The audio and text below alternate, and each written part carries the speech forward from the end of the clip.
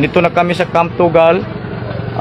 Ito na yung part 8 po natin ng video. So dumating na yung mahal na arena po natin. So andito yung mga armed forces po natin, Royal Armed Forces.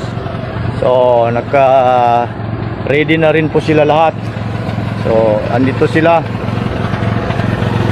So kung makikita po ninyo mga kasama, so ang araw ngayon hindi na umiinit, no?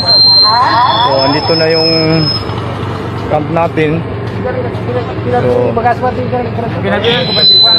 andun na yung mahal na reyna natin. O andyan siya. Andun siya.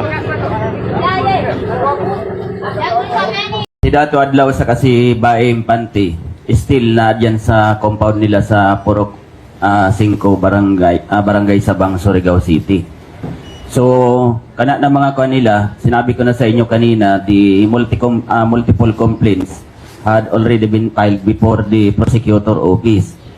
So wala kong katungod na mandaran ang prosecutor nato na i-resolve nila as soon as possible kana na preliminary investigation about dun sa mga criminal complaints na na-file. But once na ma-resolve na nila yan at na-file na an information dun sa korte, once na may probable cause, I'm sure na ang musunod niya na mugawas is ang mga warrant of arrest against dun sa mga na-filean dun sa complaints.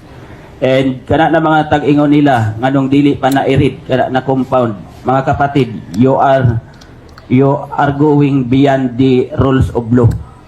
I am not hindi ako yung anak kapareho na officer na diktahan mo, na sabihon mo sa ako na i-read ka na compound without any legal basis.